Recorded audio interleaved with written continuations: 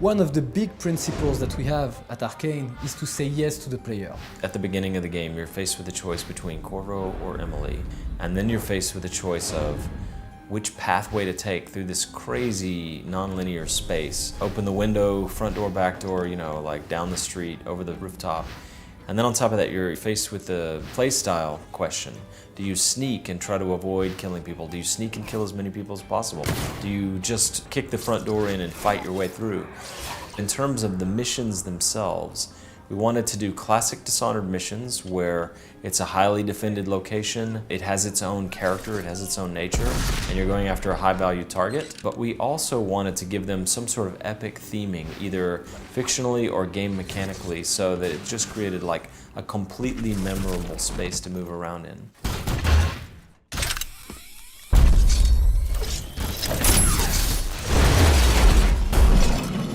So for example, in Crack in the Slab, which is a level where you have the ability to go back and forth in time. You can literally move back and forth very dynamically between two time periods, the present, when the house is in ruins, or the past, 3 years ago, on the night of a special event when the house is posh, candles are lit, music is playing, guards are walking around.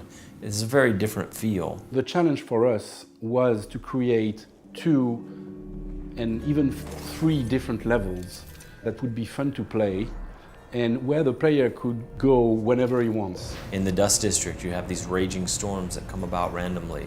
You have 2 targets there, 2 factions with very different ideas about what's better for the future. The other level that is very special in my art is Clockwork Mansion, where the player can change the configuration of each room. Where you could throw levers and move the walls, floor, and ceiling around. You basically reconfigure the house like a Rubik's Cube.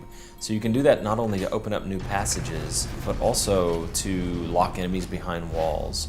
You're trying to reach Kirin Jindosh, the grand inventor for the Duke of Serkonos, and you're trying to unlock this puzzle box of his house, one layer at a time, to reach him. Another one of our very themed levels is the Royal Conservatory. It's like a massive museum with taxidermied animals that kind of gives you a view into like the Victorian idea of natural philosophy and science of the time. It just feels atmospheric and grandiose. What happens when the player's decisions meet this story-rich world is what we call emergent narrative.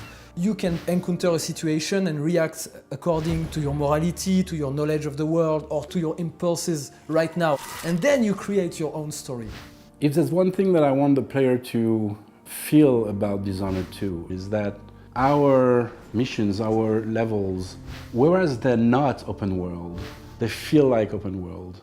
Given that in one playthrough of Dishonored 2, you probably see 20% of the game, it feels to us like no 2 players will have exactly the same path. We've put so much effort into having so many things to do, so many ways to do things, so many choices. I would like the player to feel like the possibilities are endless.